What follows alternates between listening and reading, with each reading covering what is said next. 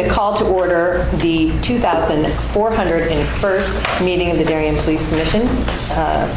First item of business is acceptance of the minutes of November 5th. Move to accept. I will second. All those in favor? Aye. Chief, correspondence? Yes, there was one listed on our agenda, but I actually had two more in short order today. We did get an email. Most of the folks here probably saw we had a missing young lady she went missing from Darien. She started in New Jersey. They were heading for Boston. They were here in Darien, and she went missing. She ended up showing up safe and sound back in the Boston area. But our staff that was on duty that night and the detectives and our staff the next day did yeoman's work trying to track her down, including we used some drone people from Norwalk PD. We had some state police canines here because we just were not sure where this young lady ended up, and it looked like ultimately that she was out of town pretty short order, but she got back to it. But we did get an email from the mom thanking the police department for all their service attempting to locate her daughter. So everyone's safe and sound. I have a thank you addressed to me from the depot, from Janice Marzano. When we had the big windstorm the other night, we had a lot of damage, a lot of trees down.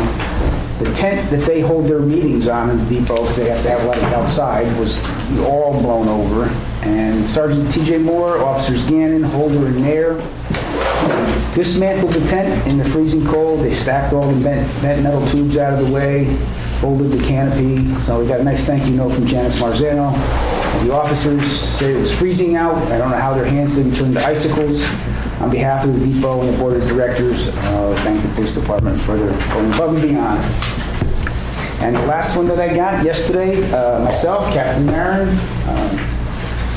Lieutenant Hadema, Detective Visual, Detective Benedetto, and Detective Sergeant Palmieri. I don't know if you know that the senior center usually has Thanksgiving dinner for the seniors and the police, and usually the fire marshal, Bob Bush was there as well. We served the dinner, Thanksgiving dinner to the folks at the senior center. This year we couldn't do that, so they had takeaway Thanksgiving dinner, so we were over there. It was drive up, and the officers were involved in doling out the dinners to our seniors and directing traffic to get everyone in and out of the town hall safely as well. So we got a very nice note here from Beth Paris from the Senior Center thanking the police department for their service. Duly noted. We were glad to do it for our senior folks. Who looked pretty good too, from what I can tell. They had takeaway, so. Those are our three items of correspondence. All good. Department activity. Captain Aaron? Unfortunately, my list isn't as long as it usually is, but I do have some items to go over with you from the period of November 6th to today. November 4th, a 41-year-old Waterbury woman and a 33-year-old Waterbury man were arrested after a pursuit on I-95.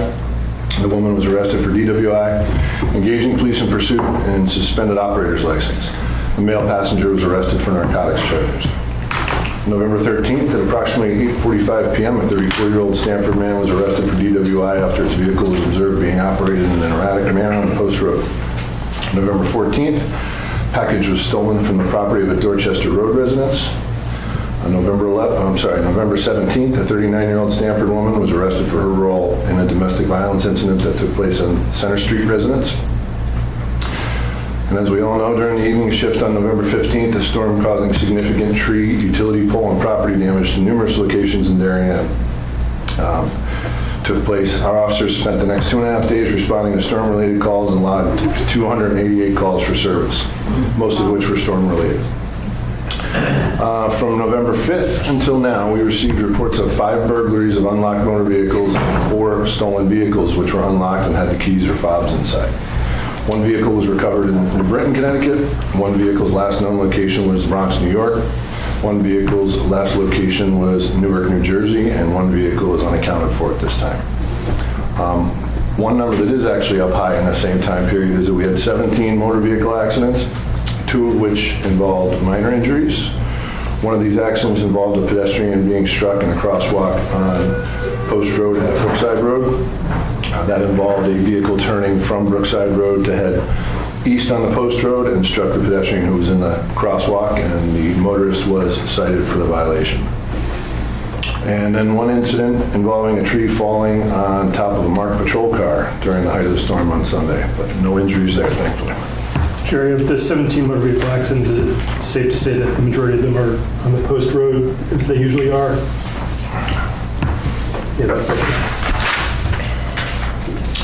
Majority were Route 1, Route 106, and Route 124, but Route 1 was the majority.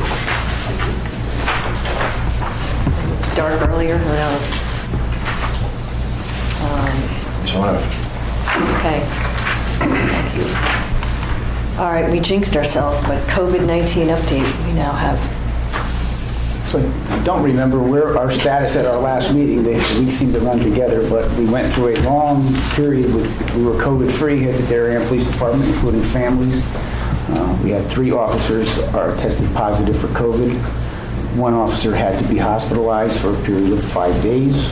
All are on the road to recovery. So we're very thankful that they're young and in good shape for the most part. And we're still doing our due diligence here, right? The building is kept impeccably clean. Our staff is constantly cleaning. Our maintenance staff, all the folks here who work here, right? If you're in your office, you can take your mask off. If you're working around the building, walking around the building, got to have a mask on. I think all our officers and our civilian staff are very cognizant that this is still a real threat, right? And we want to make sure that we don't, go down for the count with a lot of officers being out. So I think we're doing pretty well all in all. Hopefully both officers or all 3 officers will be back in the next week or 10 days. And we don't have any further. So. Yeah, I don't know what it says about where the, COVID's heading, but we didn't have anyone for months and months and months and months. So hopefully we've stemmed the tide. Chief, there was no evidence that those 3 officers gave it to or caught it from another, right? They're all on different shifts, no full exposure to each other. That's correct. Okay. Building issues update. Well, a couple updates there. We're still working on our sanitary sewer system. They're narrowing down some of the potential solutions to have that problem go away. Folks that don't know, we've just had an issue with sanitary sewer system here in our department since this building was redone in 2011. 2 words no one wants to hear, sanitary. We're working through that. The HVAC, we're having a substantial upgrade because that was not working properly either. The technicians have been here now for probably about 30 days installing this new system, and they're still trying to get it tweaked perfectly. So, like every mechanical system in your house, you don't want to hear or think about it. You just want it to work, and you don't want to talk about it, whether it's too hot or too cold. So they're working on that. Very thankful that the Board of Selectmen and the Board of Finance approved a transfer request for contingency to update and completely redo our fob access system, our security building system. It's been problematic for quite some time. We've been nursing it along and limping it along, but we have to have a building that's safe and secure, and it shows who is where and when and why. So we're very thankful that we have the funds appropriated for that. The vendor's probably going to be able to hit the ground running in the next 30 days to get this all squared away. Again, hopefully we have. How long will that take? As long as I'm not sure how long they have to be here to do that. They have to check a lot of wiring, and they got to do installs of like 48 fob readers and put the brain of the system, which I believe runs off a PC, going to their server. I think probably in a matter of a couple of weeks it would probably be here. And the actual changeover, we'll see how that works. Right? Some areas of the building cannot be left unsecured. So an officer or civilian staff member will have to be with them in certain parts of the building, booking and evidence. But I don't think this is their first rodeo. This is a very well-vetted company. They have the state contract. I think they're not going to find anything here that's unusual, and they'll be able to get it squared away in short order. Again, hopefully we never talk about it again. That's my goal. Yeah. No, not, okay. New business. The 7-Eleven proposal is the first item, so we can hopefully get that on, and you can all get on your way. I'm going to quickly turn it over to Chief and Captain Shredders, who will kind of walk us through it, but I do want to kind of just say a couple of things, because I know it popped up on our agenda, and based on a lot of the correspondence that we've received, people were under the misunderstanding that we take a vote and that, oh my God, I missed it. We are in the first inning. The Legal Traffic Authority, when a proposal gets presented at Planning and Zoning and there is a traffic element, it comes to us like it would go to Architectural Review Board if there was that. And so we just are in the preliminary stages asking all the same questions that you are asking. And I will let the two of them, but this meeting will probably be less exciting than anyone thought, because we are just starting the process. And again, make no mistake, we heard all of you even before the last 48 hours of receiving lots of well thought out. We so appreciate the interaction and thoughts, but they're the exact same questions we have, and we are doing our due diligence and going through the process and getting our answers to our questions, answers to your questions. But with that, I'm going to turn it over to Don, Chief and Captain, for any. I'll kick this off real quick, but just explain how this works a little bit. For 10 years, I was the liaison to the Legal Traffic Authority, which is our police commission. Once I made chief, those duties were passed over to Captain Bob Shredders, who does the Legal Traffic Authority things now. So when we do get inquiries on traffic, legal traffic matters, he's the main point of contact for this type of thing. I am not a traffic engineer. I consider myself to be a professional traffic observer, though, and I've observed traffic here for 37 years. I know how traffic moves and doesn't move in the town of Darien, pretty much. And we hear your concerns. Everyone saw my email back to the Darien Times, who had similar questions. I think you'll see that to echo Commissioner Hufford's statement, this is the beginning of this process, not anywhere near the end of this process. We are always concerned about traffic matters in Darien. We have a very, very safe town, crime-wise, right? Most of the complaints, reports, inquiries we get are traffic-related. We get that.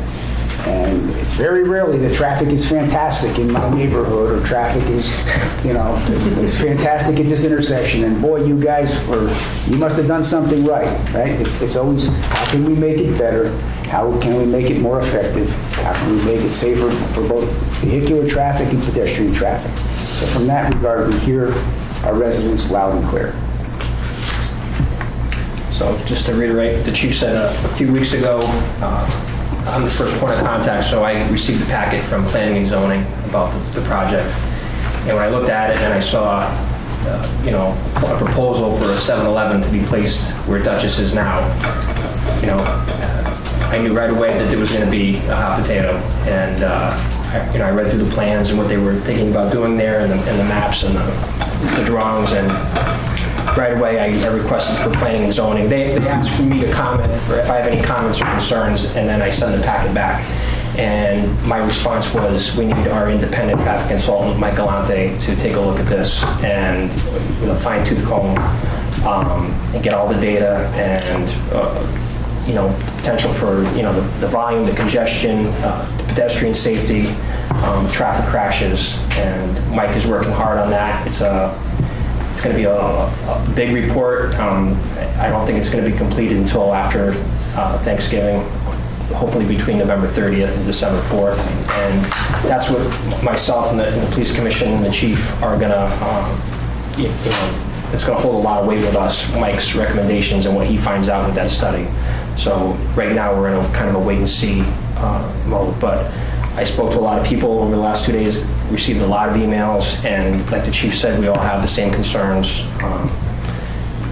The four biggest concerns obviously are the traffic volume, the crashes, pedestrian safety, and the potential for crime, especially during the overnight hours. We hear you loud and clear, and like I said, we have the same concerns, and hopefully we'll get this traffic study back, we can take a look at it, and we can make a better informed decision. I think it's important to note too, when the traffic engineer issues a report, that's usually a preliminary report. That's not typically a final report. It doesn't give us a finished product. So in the next week or two, if we get that, when we get that, that's when we have more questions to go back to him for further clarification, edification, or just review. And you say, this just doesn't seem right, or this doesn't seem accurate. Can you explain to us in a little more detail as to how you came to this conclusion? But Mike Galante has been working for the town for quite some time. He is a professional and has, quite frankly, no dog in the fight, right? His job is to look at this data, collate traffic, data from the state, look at the parcel, and come back with a professional, educated opinion as to whether this application can work or can it not work. So we'll get that back, and then we'll go through it, and I'm sure we'll circle back with him as well. Mike is very impressive. I had the opportunity to work with him on 2 other issues in town. He's very professional. He does a great job, extremely thorough, and I have no doubt he'll get to the bottom of all the issues surrounding that possible placement of that establishment there. So. And we will be discussing in public. I mean, this is not something where we're in the back room and we get Mike's report and we're back. We're just, like I said, at the first inning, and it will all play out. And again, people can ask additional questions. We'll ask additional questions, and we don't vote. I mean, this is we provide comments, concerns. We're working, but we have the laser focus on traffic as the Legal Traffic Authority, and obviously as the Police Commission on the other crime and public safety and pedestrian safety that also falls under our purview. So, like I said, it's probably less exciting than anyone thought because we don't have the data. We've asked the questions, we've asked your questions, and we're now waiting for it to come back. The only thing too is we've gotten so many letters, as you can see. I just want to assure you sent me a letter, or you sent one to Commissioner Hufford or Cunningham, et cetera, or somebody on the command staff, and we shared with everybody here. I think the first maybe 10 or 15 letters we got, it's a little bit more robust, some of the responses, that we provided back. So you got a response simply saying, hey, we acknowledge your letter, thank you for your comments. It's just because we've received so many, but every single one of the letters has been read by each one of us up here. Indeed. So there's nothing else that we as a commission are doing today as Legal Traffic Authority. I'm happy to hear from all of you in the essence of time. If it's just to reiterate what was in your letter or the questions, probably don't need to do that, but I certainly do not want to kind of inhibit anybody from getting up. We're happy to chat or take questions about the process or anything else, or we will clearly be all back together when we get the answers and the reports and all of the rest. So, and again, if you think of something else after this meeting, we get them and we print them and we circulate them. So I don't know if anybody feels... Can I ask an innocent question? You totally. Not a gotcha question at all, out of curiosity. How did the zebra stripe get put on Route 1 between the gym and what's now Dutchess? Crosswalk. The crosswalk. In front of the gym there, over to the Dutchess side. I think it was August. I just remember it popping up. And I'm like, oh, this is kind of strange. Why is this here now? Typically, when crosswalks go in, there's a request made to the state DOT from the local Legal Traffic Authority, and I am unaware of any request that the Legal Traffic Authority made to put a crosswalk in at that location. So I'll have to do a little more research as with the DOT, but I don't believe that crosswalk was put in at a request of the local Legal Traffic Authority. The state DOT, to be very candid, is very, very reluctant to install any crosswalks on state roads. We've asked for some on Route 106, and the answer is we are not putting any more crosswalks in on 106. The one that's in front of Norotan Presbyterian Church, adjacent to Hindley School, the Legal Traffic Authority kind of had to go to bat and kind of fight to keep that one because they wanted that one taken out because it's technically a mid-block crosswalk. They don't like mid-block crosswalks. They only want them in intersections. Usually, just a little bit of a side for that crosswalk there in front of the Norotan Presbyterian Church. the state DOT is putting in what's called a rapid rectangular flashing beacon system in that crosswalk. That's going to be one of the crosswalks. When you want to cross, you push the button, it starts flashing to alert motorists that there's somebody here that's ready to cross and you got to stop. So that's going to be our kind of our pilot for a rapid rectangular flashing beacon crosswalk there. So we will investigate the other one. Yeah, Didn't come I'll to me. get an answer as to you know how that went in. But it sounds like a state employee painted the lines, not a Darien employee. Yes, anything that's on a state highway, Yeah. crosswalks, center lines, delineation lines along the side of the road, and signage is all done by the state DOT. It is not under the purview or the authority of this body. They do sometimes ask us our opinions, but at the end of the day, if they want signage in or they want signage out, they're the authority that does that on state roads. They don't even have to tell you that they're doing it. They don't. They typically do, because they do ask our opinion Yeah. on a We lot have of a the good working signage. relationship with them generally. Trying to get them to do things sometimes takes a while, but as far as the communication and when they're doing it, it's pretty good. Yeah. But if you see new signs going on US 1, that's the state DOT has put them in, either replacement or new installations. But Hi, just a quick one. Mike Galante, he's with whom, or is he just in private practice? He's the town's go-to for traffic consultation. It's Frederick Clark and Associates. I think they were just recently bought out by another firm. They were. It's Located Frederick H. in Rye, New York. He's not a town employee. He's contracted by the town to review traffic requests, either for He's with, I'm sorry, Frederick Clark? Frederick Clark and I think Associates. I can Google Frederick. So he's reviewing the traffic study already provided. Right, I just wanted to clarify with whom. And they're in Fairfield. Their local office is in Fairfield. Got it. And then my other question, the letters that you received on this, will those be submitted into the record for your minutes? they certainly can be. Jan is our expert. I see no reason why they cannot be. No. Certainly do that.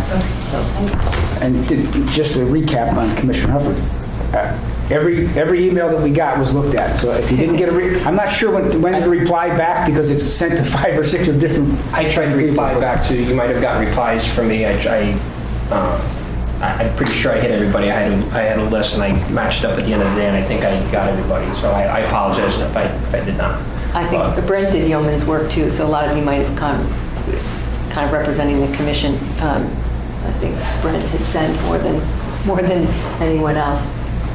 But, yeah. Two questions, if I may. Sure. You mentioned this is the first inning of this, which makes a lot of sense. Can I get not the long, but the short version of what the next innings typically look like, with second, third through ninth? Like, how does this typically go, I guess, is the Well, the question. if we don't require a Mike Galante or an expert, because we get, requests from planning zone, can you look at this? Does this bother, is this going to be an issue? So a lot of times we can just answer the question, talk about it, looks good to us, or we can say it doesn't look good to us. This obviously is complex, it has a lot of moving parts, so we are waiting for Mike to come back to us. He will issue his preliminary reports, what do we say, hopefully next week, 2 weeks? I think that's going to be after Thanksgiving. After Thanksgiving, which makes sense. Even more broadly, like, so for example, as the neighbors, we were outside of 100 feet, so none of us were, we've only really found out about this relatively recently, which is sort of why there's a very sudden. Yeah, no. Is that typical for you guys too? So for example, we've now learned that this started in like August, and none of us knew. Would it be typical for something as significant as that for P&Z not to get to you guys until Thanksgiving? They usually have to wait. I mean, having been on P&Z for 8 years, like they usually start gathering data. Like unless you're watching the P&Z agendas every day, Yeah. or watching them, they probably wouldn't have known. I haven't been, but it's not until they get that data, I see. right, that then they have to pass it to the captain. I got it a while ago, and I knew about it, and I said right away, we have to get Mike Galante to look at this, because it was over my head. No, that makes sense. Is it sensible that P&Z wouldn't have it on your desk for a few months after the application? It sounds like it could, because Well, we would get notified on the application packet. And I don't know when Captain Shredder's got it. It was probably in I'd have to check. maybe September. Yeah. And instantaneously, we say, this is above the scope of what our expertise is. We need to contract with the town's expert to give us, his due diligence and to give us his, overview of it. And that's what we wait for. That is our next step. We can't really do anything until we get that data from the traffic engineer. But meanwhile, the planning and zoning continues. Because they have so many different pieces, right? Zoning, So reg they're change, doing all their things. amendments. We're just, no, this is obviously big scope, but we are the traffic scope. But they continue doing whatever they have to do to review. And my second question is this, for those of you that know the neighborhood we're talking about, it's a weird traffic animal up there. It's basically 4 lanes wide, and it's got these real wide shoulders, and the world has gotten weird with traffic because, we now have Waze and Apple Maps in the minute because we're going to be dealing with construction at 287 down Greenwich for the rest of our lives, right? If you end up with a piece of cardboard on the road. In the 80s, they were doing that in the 80s. Right. It's never going to end. So then people are much quicker to press the button to get off and get on Route 1. And I also am terrible about how long ago things, it occurs to me it's 2 years, which means it's probably like 5 or 6. But when they actually painted the lines to be 1 lane, it was kind of, And they it was resurfaced. sort of anarchy for a while in terms of the lanes, and then they painted, but that actually, while that brought law and order, it also backed things up worse, which I think it's probably, one of the things that occurred was, I guess the long way around my question was, Galante exposed to that whole painting the line down to 1 lane thing? Absolutely, because we waited 8 years to that was approved 8 years before the paint was actually laid on the ground. I see. Finally, I told the DOT that I was not letting the truck out of the town until they did what was supposed to be done. And magically, it was painted. Because that's one of the things that, like, one of the visceral concerns we all have is just there already is a ton of people making lefts and people coming around on the right, even though there's a white line there. Yeah, into the shoulder. And the 7-Eleven thing feels like it's going to jack it up by an order of magnitude in terms of itself. Hear you. That's one. We hear you. Hear you loud and clear. Yeah, okay. Thanks very much. Mr. Martin had a question in the back. I was just going to ask Kevin, given your experience on P&Z, maybe you want to tell folks, who maybe everybody doesn't know, about how the process works, about the applicant providing their own traffic study, then Mr. Galante works with them, goes back to them, there could be multiple iterations. Maybe you want to tell people how that process typically plays out, because most people may not know. Yeah, sure. I think you pretty much covered it, David, but you're right. So the applicant hires a traffic engineer who does, they lay those, in many cases, those little tubes that count traffic going in and out both ways. They actually sometimes do sit and do manual traffic counts. They take all that data in different times of day, and then they kind of collate it and come up with some assumptions based on the observed data. And they present that, and then they say, based on this data, we think there can be 10 parking spaces, and depending on what the project is. The town then has an obligation to look at that data, and in many times in some of the bigger projects, we hire an outside consultant to do their own traffic analysis, not only look at it, so they can do one or two things, David, as I'm sure you know. They can do their own traffic study and kind of compare the data, or they can look at the traffic study that person did and do what they call a peer review, right? So have another peer look at the data. And I saw that Mr. Galante asked a number of different questions and clarifications about some of the data, which is where we are now. And then we kind of then go through asking more questions, getting more clarity on some of the data. I think there's a lot of question now about the validity of the data now, because the data, obviously we're getting COVID data, which is going to be different than data that you would have hopefully soon when this is all over. So there's just a number of different back and forths that happen. And then we get to, the P&Z gets to ask questions, and then then P&Z gets their own opinion about and weigh in on the data, and if that data seems to fit the fit and use for the application. In this particular... Does that make sense, David? I'm sorry. Yeah, no, that's perfect. I'm familiar with the process, but I didn't know if everybody else was. In this particular case, I think that there's an expectation that there may be increased traffic because of the type of facility that's being proposed to go in there. How does something like that, you're going to have historical data, right? Like actual historical data.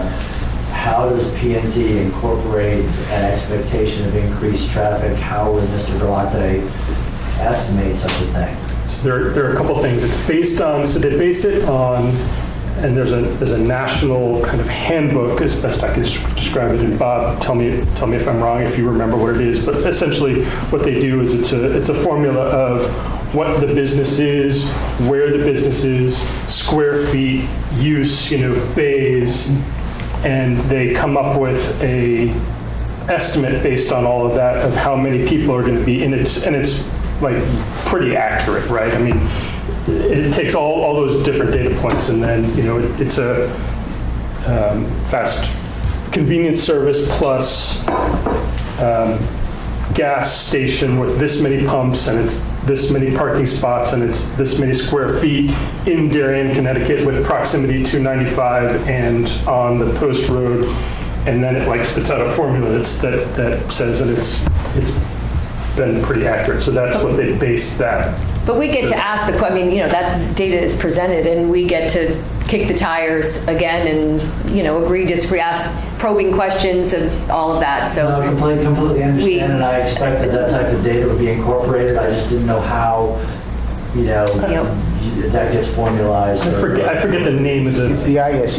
Yeah, right. There you go. And there's computer modeling, and these guys who do this for a living, and gals, they have it, it's pretty detailed. Right. They can, let's face it, 7-Eleven Corp knows their business, right? They didn't pick this parcel out of the clear blue. They think this is going to be a profitable endeavor.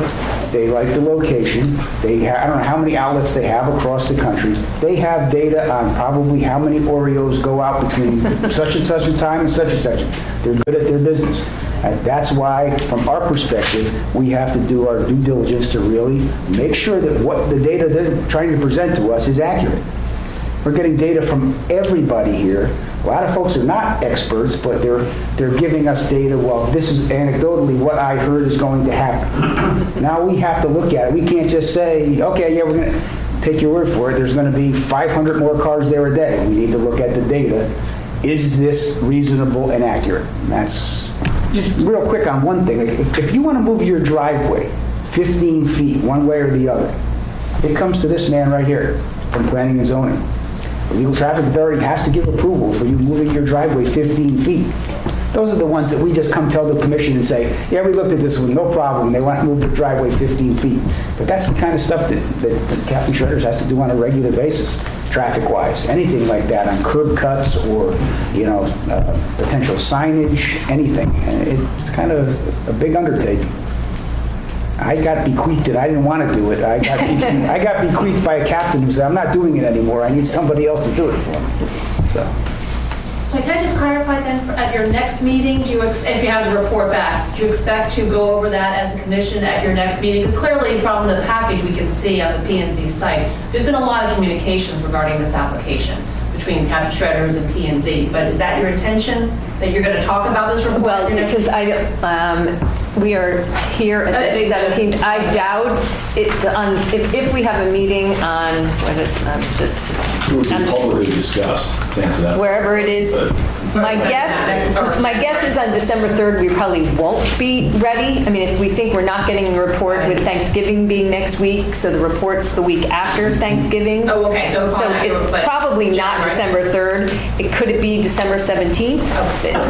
We have room for another meeting. I don't know what the time crunch is, but if I had to over-under, I'd say we would not be discussing it 2 weeks from today. even if we got the data back, Which we got the I'm hoping report, but yeah. it would be another 2 weeks because there's a lot of back and forth about, can you clarify this? Can you ask Yeah. a question about this? Captain Shredders will have to look at it and we follow up questions and, Invariably, we go, and I've worked with Mike Galante for over a decade. I'll get a report from him, and they're on a couple topics at minimum. Mike, I'm not convinced. You have to convince me that, that's even from our traffic engineer.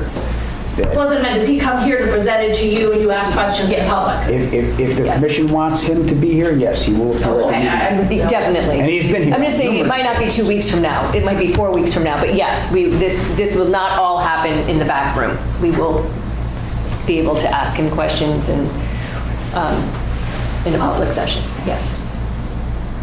Yep. I've got two questions. When you described what Mr. Galante does for you guys, and he is retained by the LTA, or is he retained by P&Z? It's been retained by both. Okay. Right, it's kind of a joint. Sometimes we bring him in as an LTA on something that's not even planning and zoning really Right. related. It's been Okay. So the question is, you mentioned that he can do either a peer review or commission his own full study, start from scratch and say, we get to do this separately. And following up on her comments, right now, there seems to be a number of items that they are going back and forth on between the applicant and Galante in terms of, does the state require this? Is this accurate, whatnot? Is it possible that the two of them, the applicant's traffic forecaster and Galante, don't get to an agreement? And they say, okay, well, that's your view and fine, and this is our view, and is that a possible outcome? Absolutely. Okay. Often. Just like two opposing attorneys who I respect on both sides, and they can go into court and they can make their case. Okay. At some point, you got to come down on one side or the other. Right. The Legal Traffic Authority typically is not going to come down on the side of the applicant if the retained traffic expert who's advising the Legal Traffic Authority says something different. Clearly, that would just be unreasonable. So at that point, I guess this is perhaps too speculative, but do you then say, this is a large project in town, we need to commission our own study before we can move forward? Or do you just say, well, they didn't agree and we'll leave it at that? I let them kind of arm wrestle over that. I don't think we've ever commissioned our own traffic study. I think it's always been a peer review because I think most of the data set, they probably agree, or at least they have an agreement to disagree on some things, but I don't think that most of the data would require from the bedrock, start all over again. Okay. I haven't seen one of those. Okay, and then the second question is, LTA comes to, a recommendation that's then fed back to P&Z. What is the bearing of that recommendation? Is it binding in any way? How does it? I'm not sure it's a recommendation, it's comments, concerns, I don't know what it says in We work Habitat. very well with P&Z, and we're all on the same page here, trying to be, I think, getting the best for the town of Darien. But the Legal Traffic Authority doesn't work for or under planning and zoning, right? It's a separate and distinct entity, and I think they do take the recommendations of the LTA to heart. And I think if the LTA had serious concerns, I think planning and zoning would take that under proper advisement. I don't think in the 8 years that I was on P&Z that we didn't take the direction of the LTA. So, all right, so in your experience, there was no point where P&Z said, well, LTA said this, we have a different view, and so we're going to go in this direction. Not in the years I was on. Okay. And it's very rare that the LTA would be out in left field on something that was not completely defendable and reasonable and just commonsensical. That's kind of what we do. And that's good because we're not traffic engineers, because we look at it and go, that just doesn't seem right to me. That's why we're here, and we're independent, and that's one of our bedrock. Question in the back. Yes, we've been discussing traffic. I have a question. Can we talk about the scope of crime potential? Because I live in Villager Pond. I'm representing 38 townhouses in Villager Pond right down the street. I Googled crime in convenience stores. I looked at crime from 7-Elevens all around this area. It is outrageous, the amount of crime that goes on in 7-Eleven stores. Are you guys worried about that? How are you looking at the crime aspect? Either you gents want to take it? Anytime you have, I don't care what town it's in, an establishment that's open 24 hours, there's potential for crime to happen. Over the course of my 30 years here, we've had Howard Johnson's held up numerous times, the old Comfort Inn on Ledge Road held up numerous times. So far, Dunkin' Donuts is held up. We've had issues. Not held up. We've had issues. Held up, not being held up. We've had issues at Dunkin' Donuts with other types of calls for service. There are breaches of peace, stuff like that. But Dunkin' Donuts is in the center of town. It's not close proximity to the highway, and you've got donuts and coffee there, so the cops are kind of. He said that. We did not say that. So Dunkin' Donuts has fared pretty well, but yes, 7-Eleven being right basically on entrance 13, it's going to pose significant issues there, and it's going to be something that, the midnight shift especially is going to have to work around. There's already, when we have a full squad, there's two sector cars that would patrol that area. So it's not like we would have to change patrol sectors or anything like that, but and Captain Merrick can speak to this because he's in charge of the patrol division, but it's going to be definitely a factor that we all worry about. I think it would be helpful, to hear from the applicant, just if they have any, they do have a dedicated security team there at department. I think the gentleman's name was Tommy, that was the last time. P&Z representing them, just if they have any, do they have store-specific stats, to help answer and address questions from residents in terms of that. A town that's a population of 20,000, maybe with the 7-Eleven that's close to a major interstate, and has that had a positive, has that had a negative impact on crime, or, the neighborhood, the surrounding neighborhood. So I know the articles you're referring to, just, haven't looked at any of them. And if they have those statistics and can share it, I think that would be helpful to everybody, in town. I think that's coming, right? Yeah. I think, in talking with my former P&Z colleagues, that's data that they're also going to look at. That's good. Again, we're in the everybody first should inning, request so.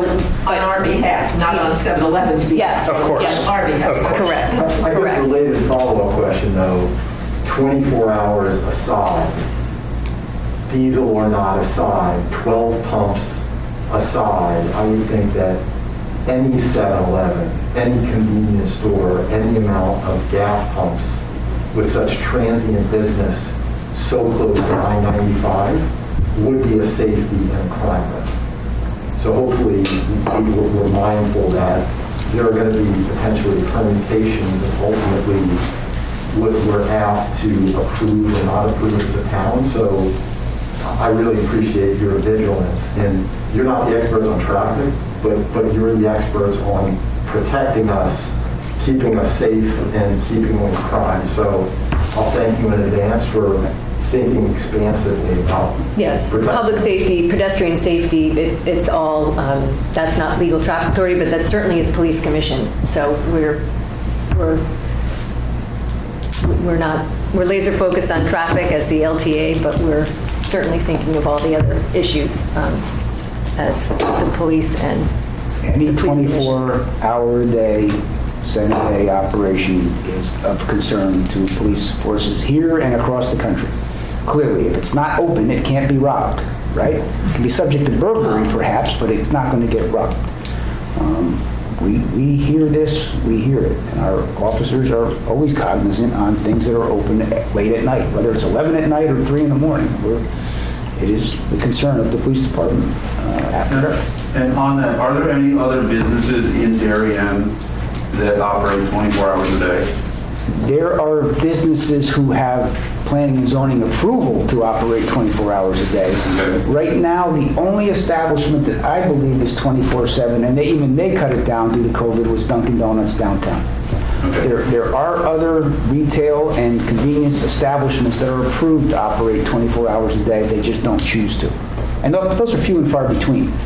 The Okay. mobile station, I believe, that's up there in the area of this parcel, I believe planning and zoning, For my town. 10 or 11 o'clock at night, that they have to close between then and 6 in the morning. That was part of their approval. Now, I don't know why that was. I don't know if that was because it backs right up to residences right behind it. I don't know how that occurred. Chief, not to put you on the spot, are there any other gas stations in town to your knowledge, or gas stations / convenience stores that are allowed 24/7? Yes. at least one is allowed under permit to go 24/7. They just don't choose to. Okay. Of course, those plazas on 95, but Darien doesn't have any say in that state property. Yeah, I think Kevin was very articulate in terms of the algorithm that we spoke about. I guess the unknown, part of that question would be, there are apps, I know they discuss it at P&Z, will those apps draw more traffic that's not captured in that type of algorithm? I don't know the evolution of technology. If you have more competitive gas prices, right, from the two other stations that are on a major interstate, located in Darien. So those are some of the potential X factors that we don't know. Do you know if the diner has approval to be open 24 hours? I don't believe they do. The Darien Diner, the bigger one up there? In that area, the big one. I don't believe that they have approval for 24-hour operation. I don't know that for absolute fact, but I don't think so. Well, I know we will all be together again, so if there is nothing else pressing, I'm going to try to move us along on the agenda. If any of you would like to talk about crosswalks on Leroy, you're welcome to stay, but you're also... I think somebody wants to talk about crosswalks on Leroy. That's this corner. Okay, well then you guys get to stay. That's this corner. But again, watch our agendas.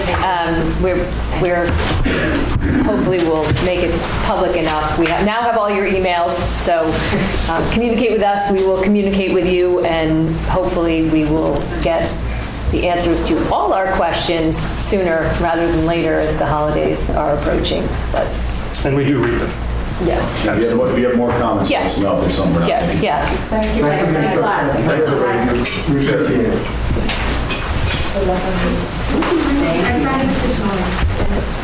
Do the Leroy Avenue people want to come forward? Not too close, you guys are further around. It's like church. That's why no one's in the front row. Well, at least we're now can space out. I'm Julia. Oh, hey, how are you? Captain, I assume send it back to you. So I received, there was a grassroots movement from women at Hale Lane, concerns about the crosswalk right in front of Board of Ed that connects Board of Ed to Darien Sports Shop. Yes. Request for additional signage there. I went out there with John Chakowski, the highway supervisor. He felt the signs were new enough that, adding new signage there wasn't going to really make that much of a difference there. I'm willing to look at that again or see what else we could put there. And I spoke with Julia on the phone, I received, several emails. I went there on my day off on Veterans Day. I was off and I went up there at lunchtime and I parked at the sports shop and I walked back and forth multiple times. I watched people cross the street there. It's my opinion, through a lens working in the town 30 years, that crosswalk is not a dangerous crosswalk. You have very good sight lines. If the pedestrian is doing their due diligence, they should be able to make it across that crosswalk with no problem. Rob, I'm sorry, I'm just looking at Google Maps here. We're talking about the crosswalk if you were exiting. From the old library to Board of Ed. So there's a crosswalk right there. That joins the sidewalk. Away from the town. Okay. What I would say to people, you can't... Over to the sports shop, it's across the... Yeah, and there's a side, because the sidewalk stops It's there. the one so for the you have election to day. There cross. was a officer there helping people. Come from the sports shop parking up. There's a sidewalk between the sports shop and the street that goes up there because the sidewalk on the left side ends. Correct. So you have to cross the street to use the sidewalk. It's kind of hidden back there. Right, now, I will say one thing, at noon, it's not very busy, but we all are dog walkers. So we walk our dogs early in the morning and we walk our dogs at night because that's typically when you do walk your dog. Oh, my stars. In the morning, Because people are going it to the is train just station. like, you're taking your life right in your own hands. We're stopping, we're like this out there. Yes. Right, if you step into the street. Hold on, I take offense to that, because there's also a blind at 3, 4, 5 o'clock in the evening. That light, because people are rushing to try to get on to 95, they're trying to get home, and there's a line of cars, and I'm the one who wrote you that. I literally, and this was 2 weeks ago, I swear to God, I almost got hit. And I've lived in that community for almost 18 years. And we have a going tally that's kind of a joke that, nobody stops. So I was waiting, and there's a line of cars, you just imagine, that runs from that stoplight up. And I looked, and even the one on the left to me did stop. So I started to cross, and it is dangerous, because it's a blind spot. And I looked, and it was fine, and I started to proceed to walk. They come off of the post road. That's another thing. When you come off the post road, the sign on that side, there is no sign. I don't understand where you're saying the blind spot is. Because if you're walking There's from... a row of cars. Right, but if you're stepping out from Board of Ed, and you look north and you look south, you have great sight lines No, in you don't. both If directions. there's 5 or 6 cars to the right at that light, At the lake from Leroy down as you're heading to Whole Foods. there's a blind spot. So you have to come across the cars to then Yeah, and you're looking, and I looked, and it was clear, and then this Jeep, it was a black Jeep Wrangler, literally just sped, another thing is that they come off of Route 1, if they're coming from 95 or whatever, and they come up the hill. especially during rush hour, they want to get off of Route 1, and they get on Leroy, and they tear, they're, really fast up. And I looked, and this Wrangler came, and it sped by and literally missed us by a few feet. And it did not stop. And I stopped, that's what I'm saying. I was in the middle, because it was clear as I'm walking out, and I looked over and zoomed by.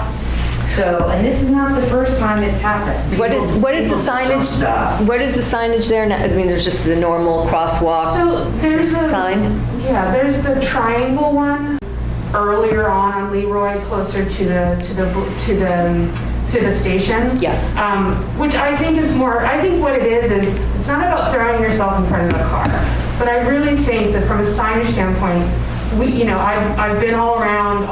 Greenwich has them on Sheep Hill. I was there last week. It's just really about clarity of the sign. Like, you need to stop for a pedestrian. It's not that someone throws himself in front of a car, but it's really about the fact that they need to know immediately that if there's a person there waiting, they have the right of way. Yeah. Not that they have the right of way, but not only do they have the right of way, but they need to be slowing down and stopping for that person, because it's the law. I mean, am I right or am I wrong there? If you are in the crosswalk, the cars are not obligated to stop if you're waiting to cross. Right. That's not what the statute says. It's supposed to be a give and take, right? Right. If I see somebody, and obviously they have a dog and they're waiting to cross, I know that they're planning to cross, and I stop. It's out of courtesy that you do But that. by the absolute letter of the law, cars are not obligated to stop for anyone waiting at a crosswalk. Right, but as you're walking through. If you're in it, now you have to stop. And this is a fine line. Well, I would assume even without a crosswalk, if you're walking across the street, even if the car has the right of way, I'm hoping that they don't take somebody out. I would hope, but... I know, I'm just... So just to bring it back, so we're talking about abiding by the law, right? Which we can enforce that as best as possible. Yeah. The other thing is having the appropriate signage. Right. Do we have the appropriate legal signage there today? There is the appropriate legal signage there. Okay. Right. And also, look, Is there So what else? Is there- I'm not looking to offend anybody. I simply mean, there is an element of personal responsibility when you're And we crossing a take it street. every day with us. Any street. I walked the beat down there for almost 10 years, crossing the street back and forth, crosswalk, no crosswalk. I never almost got hit by a car. So if you come to that crosswalk, now speeding isn't really the big problem in town. It's distracted driving. I would not step off that sidewalk unless I was extremely confident that cars were at such a safe distance and I could judge that difference, that I would say, okay, now I'm going to walk across the street. I would not step into that street saying, well, they have to stop for me. I have the right of way. There's probably about 50% of the town that does that, and actually will stop if you're standing there for long enough. They will stop. And there's another part that really will not. And a lot has to do with also not seeing the signage. There is one on that side, but it is blind from, if you're approaching the post road side, approaching post road. There is a sign, it does say Connecticut state law or whatever, yield to pedestrian, but the trees leading up to it, Yeah, like it's at the hard Red to see Cross, where it's it's blinded by that. There's no sign saying ahead. Yeah, Which and is then awesome. the one that's on the side coming from the post road towards the train station, there's no yield to pedestrian at all, so they come off the post road. Yeah, so our request Yeah, I is think, just to consider. first of all, I'd like to go drive it, even though until 2 years ago, I owned 65 Hale Lane for 15 years. I clearly didn't walk my dog as much as everyone Well, else. we represent Hale Lane, so. Yeah. Yeah, that's, I was 65 Hale Lane. Yeah. And just as a point of clarification, when you see the high conspicuity signs that are like the lime green, Yeah. that is only an application for school zones. That cannot be posted anywhere else. Gotcha, okay. The yellow ones, but you can't use the green ones. Why the MUTCD says that? Highlighter yellow is considered green, just so I understand. Is that what it is? It's like, I just wanna it's make like sure the I- neon green. It's the neon. Okay. All right, so Can we get blinking? we all want to drive by it, but I also, Bob, I want to see what the sign is and if it's blocked by trees and all, I mean, and are there? I'll meet, and two, look, I'll meet you out there Yeah, any time of the day. I'll, if you want to meet me out there at 5 o'clock, I'll leave from my house and I'll meet you there at 5 o'clock and you can show me what, I wouldn't trust I'd only trust my own eyes. I wouldn't trust any sign or anything you put down there for safety. It's what you see before you step into that road, because you cannot trust drivers. You have to trust yourself before you step into that road. And that's what we've been doing. This was probably the closest incident I ever had, in my time, I have to say that. But, And there's no way we can get like a blinking crosswalk, like when you're in it blinks so people know, like, hello, here we are, we're in it. Like I mentioned earlier, the state of Connecticut is putting this rapid rectangular flashing beacon application in on US 1. Now, if someone wanted to make a request for a rapid rectangular flashing beacon. What is that? I'd like to see what They're that is. what it is, it's two square lights in each direction, and you push a button, and it starts to flash. It tells an operator, there is someone here who wants to cross. Well, when's that getting put in so we can see it in action? There's one in Greenwich in front of Town Hall. Where is that going in town? It's going in on the mid-block crosswalk In front of your in front of Road Presbyterian to, again, the state moves glacially.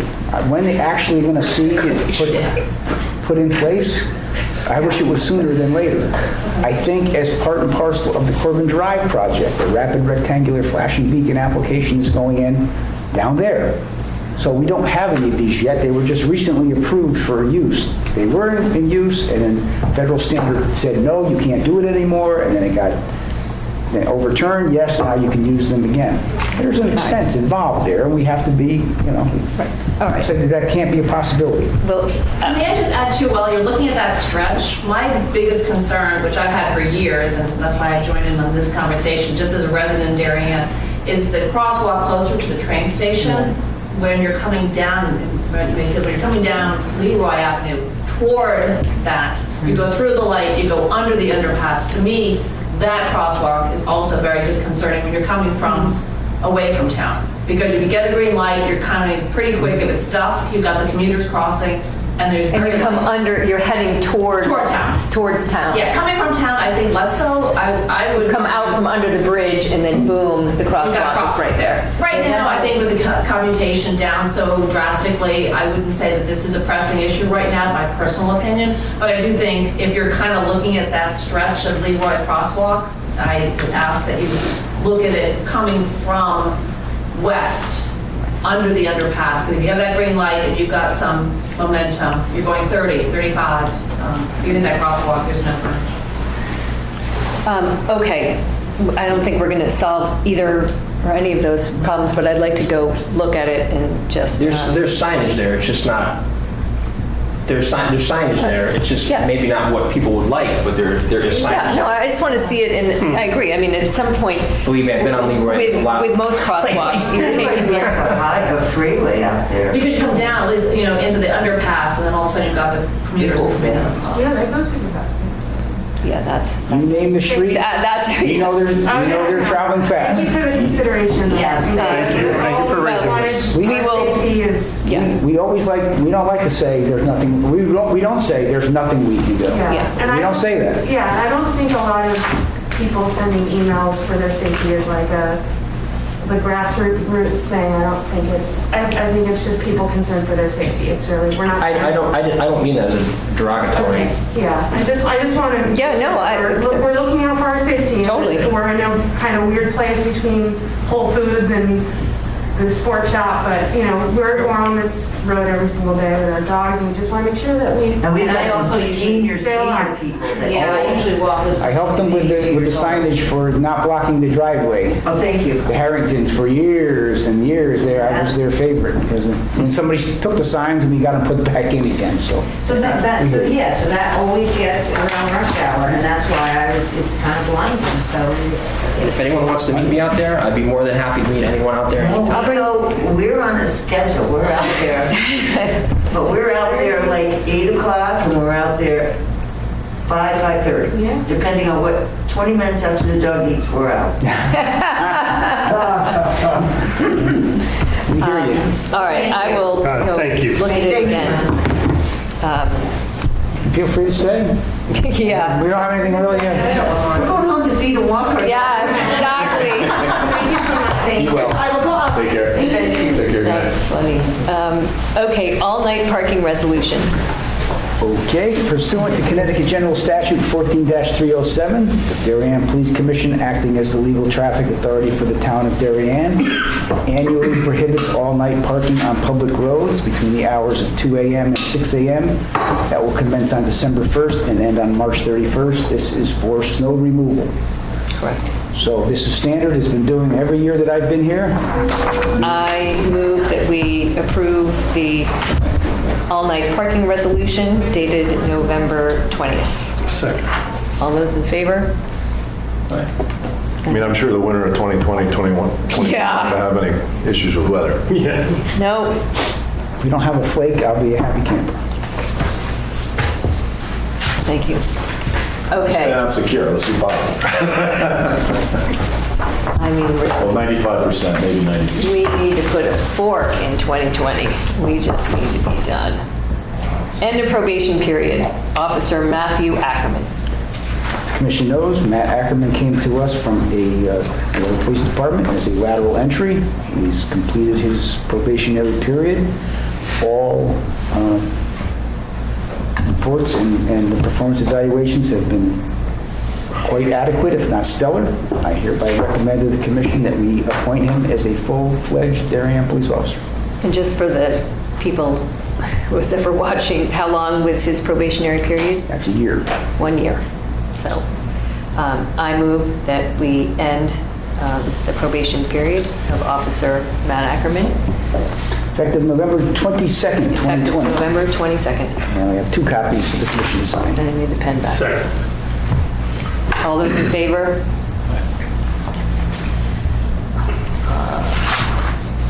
I think the last thing is determining our next meeting before we go into executive session, which we will not have any business after executive session, so we will end with determining whether we shall meet on December 3rd. Do we think in 2 weeks with Thanksgiving in the middle, we will have anything to talk about?